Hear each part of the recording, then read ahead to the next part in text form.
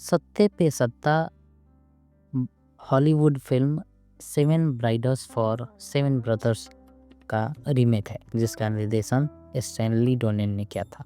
इसमें हावर्ड कील ने मुख्य भूमिका निभाई थी। यह एक रोमांटिक फिल्म है जिसमें 7 भाइयों का परिवार दिखाया गया। जब सबसे बड़ा भाई अपने लिए दुल्हन ढूंढने में सक्षम होता है तो उसे अपने 6 छोटे भाइयों के लिए भी ऐसा करना पड़ता है। सीपी फिल्म्स ने इस कहानी का इस्तेमाल हिंदी फिल्म सत्ते पे सत्ता बनाने के लिए किया, जिसमें सबसे बड़े भाई की भूमिका में अमिताभ बच्चन थे। इसके अलावा हॉलीवुड फिल्म के इस बॉलीवुड संस्करण की पटकथा लिखते समय उन्होंने सबसे बड़े भाई के एक हमशक्ल को भी पेश किया ताकि अमिताभ बच्चन, जो उन दिनों अपनी लोकप्रियता के चरम पे थे, वो इसके लिए सही हो पाए। फिल्म का शीर्षक इसलिए इस प्रकार रखा गया था क्योंकि फिल्म में 7 नंबर की प्रमुखता है, अन्यथा कहानी का किसी ताश के खेल से कोई लेना देना नहीं। यह एक मनोरंजक फिल्म है जिसमें हॉलीवुड फिल्म की थीम का इस्तेमाल किया गया और बॉलीवुड के फॉर्मूले जैसी हमशक्ल, संपत्ति हड़पने की साजिश और क्लाइमैक्स में लड़ाई को शामिल किया गया है। नमस्कार, मैं हूं हसन लक्ष्मण और आप देख रहे हैं कथनी। इस फिल्म के 7 भाई अनाथ हैं जिनके नाम सप्ताह के दिनों के नाम पर रखे गए। खैर, यह खुद को नाम देने का सबसे आसान तरीका था क्योंकि सप्ताह में 7 दिन होते हैं। जब कोई उनसे पूछता कि अगर वे 7 से ज़्यादा होते तो क्या करते, तो वे जवाब देते हैं कि उस हालत में वे कैलेंडर वर्ष के महीनों के नाम पर अपना नाम रखते, जैसे जनवरी, फरवरी, मार्च वगैरह। तो इन 7 भाइयों के नाम हैं रवि, अमिताभ बच्चन, सोम यानी सुधीर, मंगल यानी शक्ति कपूर, बुध यानी पेंटल, गुरु यानी कमलजीत सिंह, शुक्र यानी विमल साहू और शनि यानी सचिन। सबसे बड़ा भाई यानी थोड़ा पढ़ा लिखा और समझदार है, जबकि बाकी सब बिल्कुल अशिक्षित और असभ्य हैं। रवि उन पर हुक्म चलाता है, उनसे बंधुआ मजदूरों की तरह काम लेता है।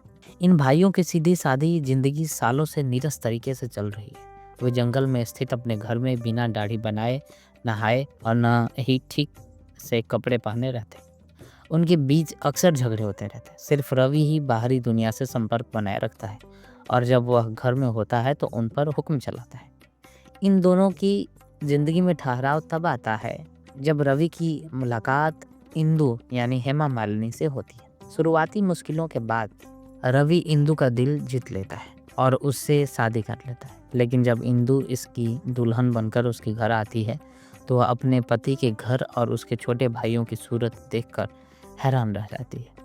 वह उन्हें सभ्य बनाने और इस काम के लिए उनकी शिक्षिका बनने का फैसला करती है, लेकिन इंदु के साथ रवि की खुशहाल शादीशुदा जिंदगी को देखकर बाकी 6 भाइयों के दिलों में भी रोमांस पैदा हो जाता है।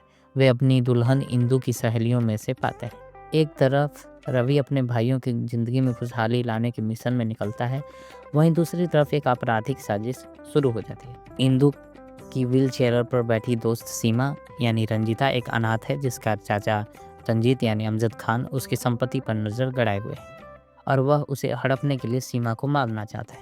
इस उद्देश्य के लिए वह पूर्व जेलर बाबू यानी डबल रोल में जो अमिताभ बच्चन की सेवाएं लेता है। जब उसे पता चलता है कि बाबू रवि जैसा दिखता है तो वह रवि का अपहरण कर लेता है और बाबू को उसके घर भेज देता है, जबकि सीमा अपने दोस्त इंदु और उसके वैवाहिक परिवार के साथ समय बिता रही होती है। बाबू रवि का रूप धारण करके घर में प्रवेश करता है। कहानी का निष्कर्ष कोई भी अनुमान नहीं लगा सकता।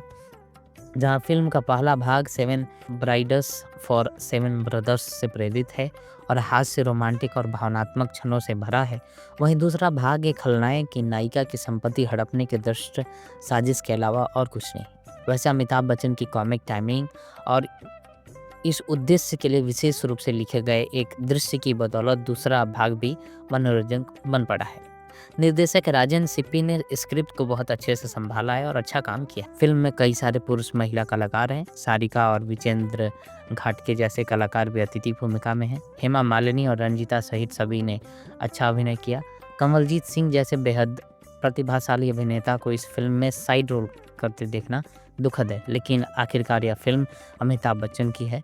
उन्हें अपनी दोहरी भूमिका में सबसे ज़्यादा स्क्रीन टाइम मिला है और उन्होंने दोनों ही भूमिकाओं में सराहनीय प्रदर्शन किया है। खासकर रवि के रूप में उनका अभिनय जबरदस्त है और एक एक्शन हीरो के रूप में जाने के बावजूद उन्होंने उस भूमिका में अपने प्रदर्शन से दर्शकों के लिए हंसी का खजाना तैयार किया। आर डी बर्मन ने गुलशन बावरा के गीतों की मदद से बहुत अच्छा संगीत तैयार किया। लगभग सभी गाने काफ़ी अच्छे हैं और वे आज भी उतने ही लोकप्रिय हैं जितने उस समय हुआ करते। ज़िंदगी मिलके बताएंगे, दिलबर मेरे कब तो मुझे ऐसा यूं तड़पाओगे, झुका के सर को बोलो madam how do you do, मौसम मस्ताना, रास्ता अनजाना आदि सभी कर्णप्रिय हैं। इन्हें स्क्रीन पर भी काफ़ी अच्छे से पेश किया गया है। तकनीकी रूप से यह फिल्म अच्छी है और बॉलीवुड के प्रतिष्ठित सिप्पी फिल्म्स बैनर के मानकों के अनुरूप है। यह फिल्म लंबी है, 166 मिनट की अवधि की है। हालांकि इसमें मौजूदा अपार मनोरंजन मूल्य को देखते हुए इसकी लंबाई कोई मुद्दा नहीं बनती। सत्य पे सत्ता में बार बार देखने का बहुत महत्व है और इससे कई बार देखा जा सकता है। जब यह रिलीज हुई तब यह एक बहुत बड़ी व्यावसायिक हिट थी और अगर इसे फिर से रिलीज़ किया जाए तो यह आज भी अपने उपयोगिता के हिसाब से उन चीज़ों को साबित कर सकती है। यह सिर्फ अमिताभ बच्चन के प्रशंसकों के लिए ही नहीं बल्कि सभी फिल्म प्रेमियों के लिए एक बड़ा तोहफा है।